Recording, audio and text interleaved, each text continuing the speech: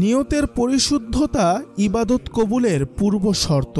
আল্লাহ তাআলা শুধু সেই ইবাদত কবুল করেন যা একমাত্র তার উদ্দেশ্যে করা হয়। পরিশুদ্ধ অল্প ইবাদত উত্তম লৌকিকতাপূর্ণ অধিক ইবাদত থেকে। নবীজি সাল্লাল্লাহু আলাইহি ওয়াসাল্লাম বলেছেন, তোমার দিনকে অর্থাৎ নিয়তকে খাঁটি করো। অল্প ইবাদত তোমার নাজাতের জন্যে যথেষ্ট হবে। লৌকিকতা মুক্ত অল্প ইবাদত মুক্তি দিতে সক্ষম। পক্ষান্তরে লৌকিকতাপূর্ণ ইবাদত অত্যাধিক হলেও তাতে ব্যক্তির মুক্তি মিলবে না। ইবাদতের একমাত্র যোগ্য অধিকারী আল্লাহ তাআলা, আর আল্লাহর জন্য ইবাদত করতে হবে খাঁটি মনে। যেমনটি আল্লাহ তাআলা বলেন, তাদেরকে অর্থাৎ মানুষকে এ ছাড়া কোনো নির্দেশ দেওয়া হয়নি যে তারা খাঁটি মনে একনিষ্ঠভাবে আল্লাহর ইবাদত করবে। আখিরাতে প্রণিধানযোগ্য আমল সেটি যা আল্লাহর নিয়তে আখিরাতের জন্যে করা হয়। যে ইবাদত দুনিয়া বা কাউকে দেখানোর উদ্দেশ্য করা হয় সে ইবাদত আল্লাহ তাআলা কবুল করেন না। কুরআনে কারিমে ইরশাদ হয়েছে, যে পরকালের ফসল কামনা করে আমি তার জন্য সেই ফসল বাড়িয়ে দেই, আর যে ইহকালের ফসল কামনা করে আমি তাকে তার কিছু দিয়ে দেই এবং পরকালে তার কোনো অংশ থাকবে না। ইবাদত অবশ্যই বিশুদ্ধ নিয়তে হতে হবে, নচেত ইবাদতে আশানুরূপ ফল মিলবে না। সাদ্দাদ ইবনে আউস রাদিয়াল্লাহু তাআলা আনহু একদিন কাঁদছিলেন। তাকে বলা হলো, কিসের জন্য আপনি কাঁদছেন? তিনি বলেন, আমি নবীজি সাল্লাল্লাহু আলাইহি ওয়াসাল্লাম থেকে একটি বিষয় শুনেছিলাম, সেটি স্মরণ হওয়ায় আমি কাঁদছি। আমি নবীজিকে বলতে শুনেছি, আমি আমার উম্মতের জন্য শিরিক ও গোপন প্রবৃত্তির ভয় করছি। তিনি বলেন, আমি নবীজিকে জিজ্ঞাসা করলাম, আপনার ইন্তেকালের পর উম্মতরা কি শিরিক করবে? নবীজি সাল্লাল্লাহু আলাইহি ওয়াসাল্লাম বললেন, হ্যাঁ, তবে তারা সূর্য, চন্দ্র, পাথর কিংবা মূর্তি পূজা করবে না।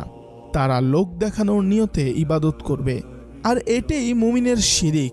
এই ছোট শিরিক থেকে আমাদের বেঁচে থাকা খুব দরকার। হাদিসে কুরসিতে বর্ণিত হয়েছে, নবীজি সাল্লাল্লাহু আলাইহি ওয়াসাল্লাম বলেন, আল্লাহ তাআলা বলেছেন, আমি শিরিককারীর শিরিক থেকে পবিত্র। যে ব্যক্তি ইবাদতে আমার সাথে অন্যকে শরিক করল, আমি তাকে এবং তার শিরিককে ছেড়ে দেই। লৌকিকতাপূর্ণ ইবাদতের পরিণাম জাহান্নাম। ইবাদতের মূল উদ্দেশ্য আল্লাহর সান্নিধ্য অর্জন করা, জাহান্নাম থেকে মুক্তি পাওয়া। লৌকিকতাপূর্ণ ইবাদত আপনাকে জান্নাতে নেওয়ার পরিবর্তে জাহান্নামের নিক্ষেপ করবে। তাই ইবাদতে লৌকিকতা পরিহার করা অত্যাবশ্যকীয়। আবু হুরায়রা রাদিয়াল্লাহু তাআলা আনহু বলেন, আমি নবীজিকে বলতে শুনেছি, কিয়ামতের সর্বপ্রথম একজন শহীদকে বিচারের জন্য উত্তোলন করা হবে। আল্লাহ তাআলা বলবেন, দুনিয়াতে কোন ইবাদত করেছ? লোকটি বলবে, আপনার রাস্তায় যুদ্ধ করেছি এবং শহীদ হয়েছি। আল্লাহ তাআলা বলবেন, তুমি মিথ্যা বলছ, বরং লোকে তোমাকে বীর বলবে সেই জন্য তুমি যুদ্ধ করেছ। সেটি বলা হয়েছে। উপর অবস্থায় টেনে হিঁচড়ে তাকে জাহান্নামে নিক্ষেপ করা হবে। এরপর একজন আলেমকে আনা হবে, তাকেও তার ইবাদত সম্পর্কে জিজ্ঞাসা করা হবে। সে বলবে, আপনার সন্তুষ্টির জন্য ইলম ও কুরআন শিখেছি এবং মানুষকে শিখিয়েছি। আল্লাহ তাআলা বলবেন, তুমি মিথ্যা বলছ, বরং লোকে তোমাকে আলেম ও কারি বলবে সেজন্য শিখেছিলে, আর সেটি হয়েছে। তাকেও উপর অবস্থায় টেনে হিঁচড়ে জাহান্নামে নিক্ষেপ করা হবে। তারপর একজন ধনাঢ্য ব্যক্তিকে আনা হবে, তাকে তার ইবাদত সম্পর্কে জিজ্ঞাসা করা হলে সে বলবে, আপনি আমাকে যে সম্পদ দিয়েছিলেন, আমি এমন কোনো রাস্তা নেই যেখানে আমি সেই সম্পদ ব্যয় করিনি। আল্লাহ তাআলা বলবেন, মানুষ তোমাকে দানবীর বলবে সেজন্য এগুলো করেছিলে। সেই ব্যক্তিকেও উপর অবস্থায় টেনে হিঁচড়ে জাহান্নামে নিক্ষেপ করা হবে। এসব লোকদের জাহান্নামে যাওয়ার কারণ ইবাদতে লৌকিকতা।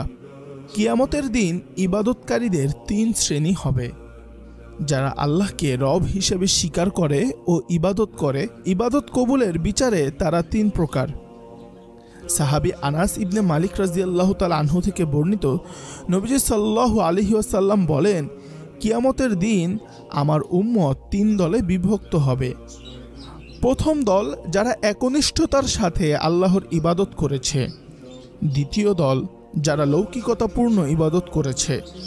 তৃতীয় দল যারা পৃথিবীর ধনসম্পদ উপার্জনের জন্যে ইবাদত করেছে। তৃতীয় দলকে আল্লাহ বলবেন, আমার বরত্ব ও ইজ্জতের শপথ, আমার ইবাদতের দ্বারা তোমাদের উদ্দেশ্য কি ছিল? তারা বলবে, দুনিয়া উপার্জন। আল্লাহ বলবেন, নিশ্চয়ই যা জমা করেছ তা তোমার কোনো উপকারে আসবে না এবং তুমি সেখানে ফিরেও যাবে না। ফেরেশতাদের বলবেন, তাকে জাহান্নামে নিক্ষেপ করো। এবার দ্বিতীয় দলকে বলা হবে, তোমাদের উদ্দেশ্য কি ছিল? তারা বলবে, মানুষকে দেখানো। আল্লাহ বলবেন, মানুষ তো দেখেছে, তোমাদের ইবাদত আমার কাছে আসেনি। আজকে সেগুলোর কোনো উপকার তোমাদের আসবে না।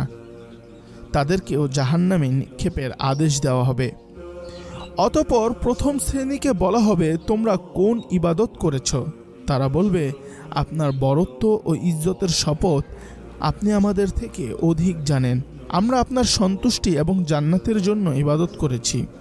আল্লাহ তাআলা বলবেন, আমার বান্দা সত্য বলেছে, তাকে জান্নাতে প্রবেশ করাও। ইবাদতে লৌকিকতার বিপদকে প্রিয় নবী সাল্লাল্লাহু আলাইহি ওয়াসাল্লাম দাজ্জালি ফিতনার থেকেও ভয়াবহ ফিতনা বলে আখ্যায়িত করেছেন। একদিন নবীজি সাহাবীদের কাছ থেকে এমন সময় এলেন যখন তারা চুপিসারে কথা বলছিল। নবী সাল্লাল্লাহু আলাইহি ওয়াসাল্লাম বললেন, এই গোপন বৈঠক কিসের? তারা বললেন, ইয়া রাসূলুল্লাহ, আমরা দাজ্জালি ফিতনা সম্পর্কে কথাবার্তা বলছিলাম।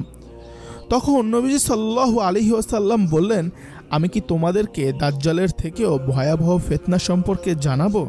আর তা হলো এক ব্যক্তি অন্য ব্যক্তির স্থান পাওয়ার জন্য ইবাদত করা, অর্থাৎ লোক দেখানোর উদ্দেশ্যে ইবাদত করা। জাহান্নাম প্রতিদিন 400 বার আশ্রয় চায়।